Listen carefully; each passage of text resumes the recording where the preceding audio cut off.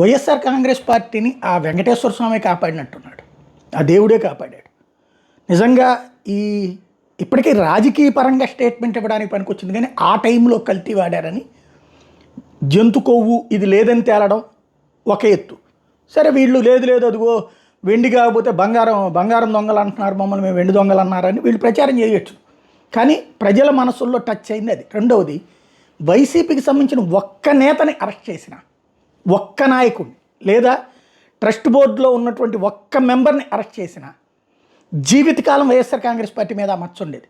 జీవితకాలం ఉండేది ఆ మచ్చ. వెంకటేశ్వర స్వామి కాపాడాడు. ఎలాగా? సిట్ అయితే చేసి ఉండేది. ఇక్కడ ఆ సిట్టు తప్పు చేస్తుంది అని నమ్మినే కదా సుప్రీంకోర్టు సిబిఐకి వేసింది. తర్వాత వాళ్ళు కాబట్టి ఇదంతా తేల్చారు. లేకపోతే ఏమో అనే అనుమానం వచ్చేలాగా ఇక్కడ సిఐడి కానీ సిట్ కానీ ప్రవర్తించి ఉండేది.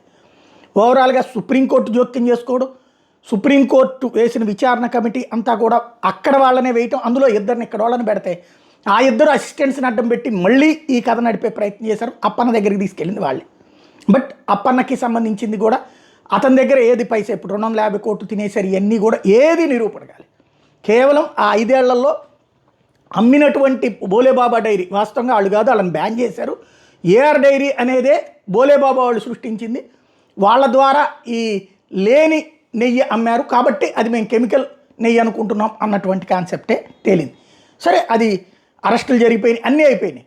ఫైనల్ ఛార్జ్ షీట్ అయిపోయింది. ఫైనల్ ఛార్జ్ షీట్ అయిన తర్వాత ఒక్క వైసీపీ నాయకుడు కూడా అరెస్ట్ కాకపోవడంతో ఇప్పుడు రాజకీయంగా వైసీపీ వాళ్ళేమో ఈ మాటలు మాట్లాడచ్చు, తెలుగుదేశం వాళ్ళు ఆ మాటలు మాట్లాడచ్చు. కానీ అరెస్టు అయ్యి ఉంటే ఒక్క వైసీపీ నేత అయినా జీవితకాలం మచ్చ ఉండేది.